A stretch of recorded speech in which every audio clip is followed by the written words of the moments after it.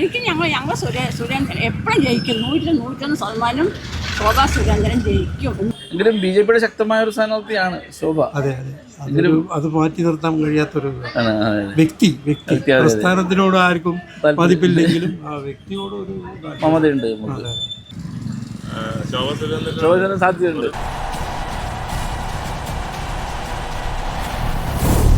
ത്രികോണ മത്സരമാണോ അല്ലെങ്കിൽ ഒരു ഏകപക്ഷീയ മത്സരമാണോ? മത്സരമാണ്. എങ്കിലും ഒരു പൊടിക്ക് സാധ്യത ആർക്കാണ്? ശോഭന സാധ്യതയുണ്ട് അല്ലേ? എങ്കിലും സിറ്റിംഗ് സീറ്റാണ് UDFന്റെ. പിഷാരടി മോശമല്ലെന്നുള്ളതാണ് അറിഞ്ഞത്. പിന്നെ ഷാഫിയുടെ ഒരു പഴയ തരംഗമൊക്കെ ബാക്കി നിൽപ്പുണ്ടല്ലോ, അതുകൊണ്ടിട്ട് അവരെ ഒപ്പമാണ്. എങ്കിലും അപ്പൊ അങ്ങനെ ജയിക്കുന്നൊരു പ്രതീക്ഷയുണ്ട് ശോഭക്ക് അല്ലേ? ശോഭ നിൽക്കുന്നുള്ളതാണ് ഐഡിയ അല്ലേ? ഇവിടുത്തെ കാറ്റ് ആർക്ക് അനുകൂലമാണ്? ആനുകൂല്യം പറഞ്ഞു വെച്ചാൽ ടൈറ്റ് മത്സരം. എങ്കിലും ഒരു ഇവിടുത്തെ ഇലക്ഷനൊക്കെ നടക്കുകയാണെന്ന് അറിഞ്ഞല്ലോ. എങ്ങനെയുണ്ട്? ആരെങ്കിലും നമ്മുടെ വേണ്ടപ്പെട്ട ആരെങ്കിലും ജയിക്കും ആ കൂട്ടത്തില്? താല്പര്യം, ആഗ്രഹം? അതായത് ഞങ്ങള് കുറെ വർഷമായിട്ട് ഞാൻ 92 സ്ഥാനാർത്ഥി നിന്നാണ് BJPയിൽ. ഇവിടെ അസംബ്ലിയില്? അത് ശരി. 92 അന്ന് മക്കളൊക്കെ മദ്രാസാണ്, കുട്ടികൾ ചിലവർ പഠിക്കുന്നു. ചേച്ചിയുടെ പേര് ശശികല. അപ്പൊ 92 BJPയുടെ സ്ഥാനാർത്ഥി ശശികലയാണ് ഞങ്ങളുടെ മുമ്പിൽ നിൽക്കുന്നത്. അപ്പൊ നമസ്കാരം. അപ്പൊ ഇപ്പോ ശോഭാ സുരേന്ദ്രന്റെ സാധ്യത എങ്ങനെയുണ്ട് ഇവിടെ? ഒരാഴ്ച കഴിഞ്ഞ ആഴ്ച വന്നിട്ടുണ്ടായിരുന്നു. വന്നിട്ട് ഞാനൊക്കെ പോയിട്ടുണ്ടായിരുന്നു. എന്റെ കാല് പിടിച്ചിട്ടാ പോയിരിക്കുന്ന ആള്. അത് ശരി. പ്രത്യേകം ജയിക്കണം എന്നാണിപ്പോ. ഇത്രയും വർഷമായിട്ടും നമ്മളങ്ങനെ നടന്നിട്ടും ഒരു നമുക്കിവിടെ ഇപ്പൊ 3 സീറ്റ് കിട്ടിയിട്ടുണ്ട് പഞ്ചായത്തില്. ജയിക്കണം എന്നുള്ള ഇല്ലെങ്കിലും ഇവിടെ ഷാഫിയുടെ ഒരു തരംഗവും പിന്നെ കഴിഞ്ഞ രാഹുൽ മാങ്കുട്ടും ഒക്കെ UDFന്റെ ഒരു മണ്ഡലമാണ് പാലക്കാട്. അപ്പൊ അവിടെ പക്ഷെ ഞാൻ BJP സ്ഥാനാർത്ഥിയാണെങ്കിലും എന്റെ മരുമകള് മാർക്സിസ്റ്റ് സ്ഥാനാർത്ഥിയാണ് ഇവിടെ. കഴിഞ്ഞ പ്രാവശ്യം നിന്ന് ശരി അസംബ്ലിയിൽ. അത് ശരി. അപ്പൊ അവരാണ് 75 വയസ്സായി, എന്നാലും ധീര്യം ധൈര്യം വിടില്ല. മനസ്സിലായി ഇത് ജയിക്കുന്നത്. അപ്പൊ ഇന്നലെ ഒരു വീഡിയോ പോയി അവിടെ തർക്കിച്ചിട്ടാ വരുന്നത്. പിണറായിയുടെ കഴിഞ്ഞ 10 വർഷത്തെ ഭരണത്തെ കുറിച്ച് എങ്ങനെയുണ്ട്? കുഴപ്പമില്ല. എന്താ കാരണം പറഞ്ഞാൽ ഇപ്പൊ പെൻഷനുകൾ മാറ്റിയതാണ് ഇപ്പൊ എല്ലാവർക്കും ജാസ്തിയാക്കി എന്നുള്ള അഭിപ്രായമാണ് എല്ലാവർക്കും. അത് ലാസ്റ്റ് ആയപ്പോഴാണ് ആക്കിയെന്നുള്ള പരാതിയാണ്. പക്ഷെ അത് ഞാൻ പറഞ്ഞു ഇവിടെ നിന്ന് മാറ്റി ചെയ്തിട്ടുണ്ടെങ്കിൽ മുകളിലത്തെ ഉത്തരവും ഇതും കൂടിയിട്ടാണ് നിങ്ങൾ ഇവിടെ തന്നെ ചെയ്തെന്ന് പറയേണ്ട. പറയും അങ്ങനെയൊന്നുമില്ല, ഞങ്ങളുടെ ആളെ തന്നൊക്കെ നമ്മൾ തർക്കിക്കുന്നില്ല. വയസ്സായ തൊണ്ടി വെള്ളം ഉണ്ടാവില്ല. അവരുടെ തർക്കിക്കാൻ പറ്റില്ല. അപ്പൊ നമുക്ക് ഇപ്പൊ എനിക്ക് ഞങ്ങൾ സുരേന്ദ്രൻ എപ്പോഴും ജയിക്കും. 100-101% ശോഭാ സുരേന്ദ്രൻ ജയിക്കും. ശക്തൻ തന്നെയാണ്. കഴിഞ്ഞ തവണത്തെ പോലെയല്ല. കഴിഞ്ഞ തവണയൊക്കെ ഇപ്പം നമുക്കറിയാലോ കോൺഗ്രസിന് ഉറപ്പായിരുന്നു. ത്രികോണ മത്സരം എന്നൊക്കെ പറയുമെങ്കിലും എന്താ നമ്മൾ പറയാ, ഈ കോൺഗ്രസ് തന്നെയാണ് എപ്പോഴും സ്ഥിരം ഇവിടെ വരാറുള്ളത്. പക്ഷെ ഇത്തവണ ശരിക്കും ത്രികോണ മത്സരം. 3 ആളും ഏകദേശം ഒപ്പത്തിന് സാധ്യത കൂടുതൽ ആർക്കാണ്? നമ്മളിപ്പോ അങ്ങനെ സാധ്യത പറയാൻ പറ്റില്ല, അത് ജനങ്ങളല്ല തീരുമാനം. പക്ഷെ ഇത്തവണ ആര് ജയിച്ചാലും ഭൂരിപക്ഷം ഉണ്ടാവില്ല, അത് ഉറപ്പന്നെ. പിന്നെ സ്ത്രീകൾക്ക് ഇപ്രാവശ്യം ബസ്സിൽ യാത്രയൊക്കെ സൗജന്യമാണെന്നുള്ള UDFന്റെ ഒരു പ്രഖ്യാപനമുണ്ട്. പിന്നെ കുട്ടികൾക്ക് ചെറുപ്പക്കാർക്ക് 5 ലക്ഷം രൂപ മറ്റേ പലിശരഹിത വായ്പ, അങ്ങനെ പല പദ്ധതികളും UDF പറഞ്ഞിട്ടുണ്ട്. അപ്പം അങ്ങനെ വരുമ്പോൾ UDFനെ സ്ത്രീകളുടെ ഭാഗത്ത് നിന്ന് സപ്പോർട്ട് ചെയ്യുന്നുണ്ടോ? ഉണ്ടാവല്ലേ. പിന്നെ പെൺകുട്ടികൾക്കൊക്കെ 1000 രൂപ സൈഫിന്റെ പോലെയൊക്കെ കൊടുക്കുന്നൊക്കെ വാഗ്ദാനങ്ങളൊക്കെ ഉണ്ട്. കർണാടകയിൽ കൊടുത്തു എന്ന് പറയുന്നുണ്ട്. ഇവിടെ ഷാഫിയുടെ ഒക്കെ ഒരു തരംഗം ഇപ്പോഴും ബാക്കി നിൽക്കുന്നു പറഞ്ഞു. അങ്ങനെ വരുമ്പോൾ UDFന് പിഷാരടിക്ക് സാധ്യതയുണ്ടോ? മത്സരം ശക്തമാണ് അല്ലേ? മത്സരം എങ്ങനെ കനത്തോ കടുത്തോ എങ്ങനെയുണ്ട്? രണ്ടും ഞാൻ പറയുന്നില്ല. അല്ല, മത്സരത്തിന്റെ ഒരു പൊതുവികാരം പറഞ്ഞാൽ മതി, പക്ഷം പറയണ്ട. അല്ല, ആർക്കാണ് സാധ്യത? മാറ്റങ്ങളാണല്ലോ അനിവാര്യമായി വരുന്നത്. എന്തായാലും ഒരു മാറ്റം വരുന്നാണ് നമ്മുടെ ഒരു കാഴ്ചപ്പാട്. ഇവിടെ നിലവിലിപ്പോ കോൺഗ്രസിന്റെ മണ്ഡലമായിരുന്നല്ലോ ഈ അസംബ്ലിയിൽ കഴിഞ്ഞ 2 ഷാഫി പിന്നെ രാഹുൽ മാങ്കൂട്ടം. അപ്പൊ അതിനുശേഷം ഇപ്പോ ഒരു തെരഞ്ഞെടുപ്പിനെ അഭിമുഖീകരിക്കുകയാണ്. അപ്പോൾ ഇവിടെ UDFും LDFും BJPയും ത്രികോണ മത്സരമാണ് നടക്കുന്നത്. എങ്കിലും ആർക്കാണ് ഒരു സാധ്യത നോക്കിയിട്ടുള്ളത്? UDF വരണമെന്നാണ്.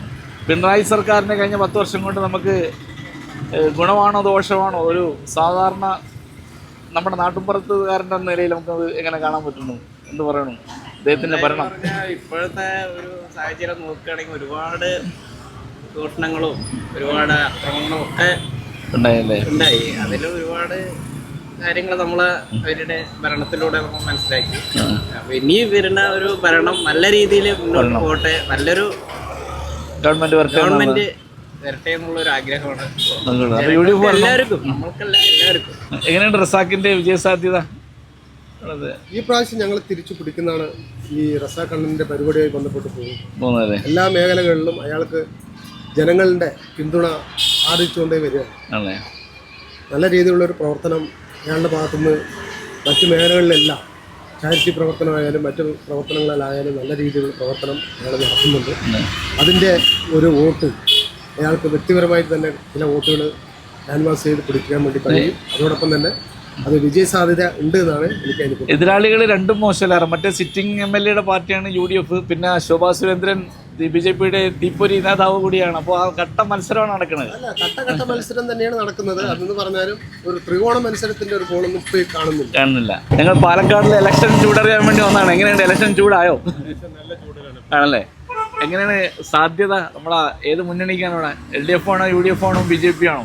ഇവിടെ മൂന്നിനും ഇപ്പോൾ നല്ല ഘട്ട മത്സരമാണ് നടക്കുന്നത്. എങ്കിലും ഒരു പൊടിക്ക് സാധ്യത കൂടുതൽ ആർക്കാണ്? സാധ്യത പറയാൻ ഞാൻ തന്നെ പറയാം. കൂടുതൽ സാധ്യത ഷാഫിക്കാണ്. അത് ഷാഫി ഇപ്പോൾ പ്രശ്നമില്ല. ഷാഫിയുടെ വക മറ്റേ നമ്മുടെ പിഷാരടിക്ക് കിട്ടുമെന്നുള്ളതാണല്ലേ? അല്ല, ഷാഫി ഇപ്പൊ ഈ വർഷം നിൽക്കണില്ലല്ലോ.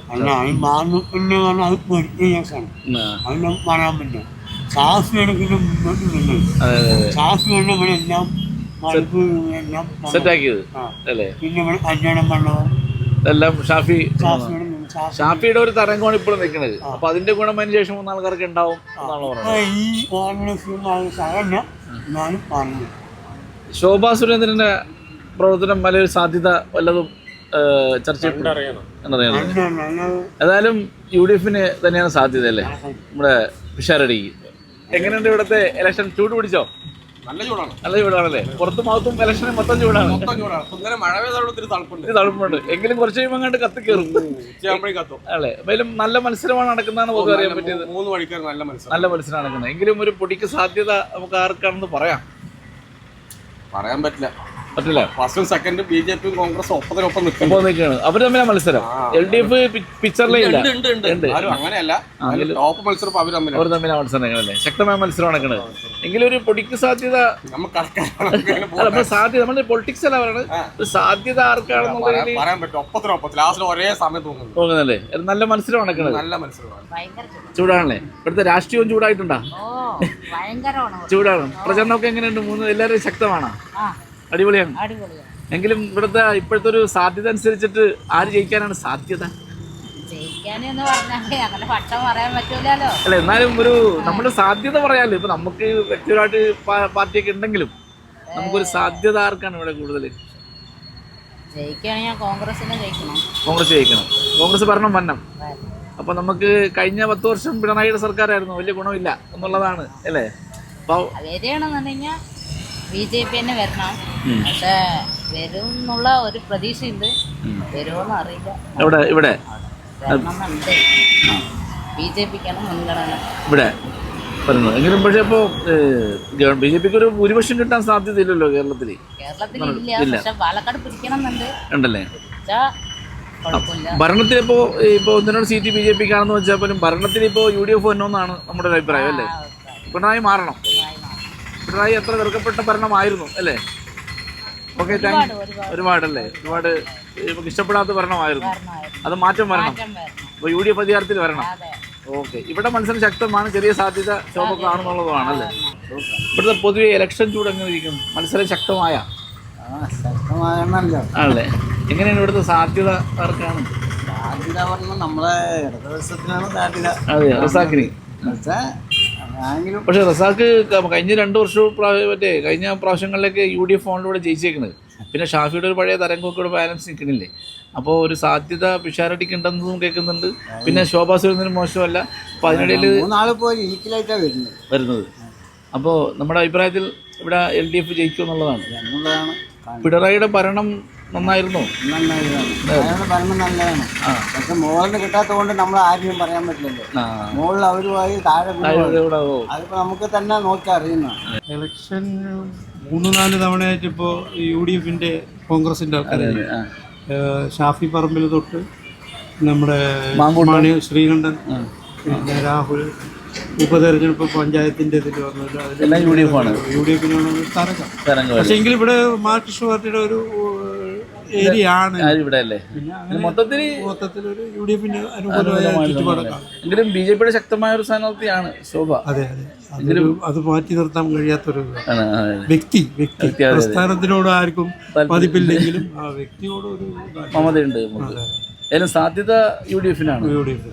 നമ്മളെ അനുഭവം കൊണ്ടാണ്. നമുക്കൊരു സാധ്യതയല്ലേ പറയാൻ പറ്റുള്ളൂ. അതുപോലെ അല്ലേ.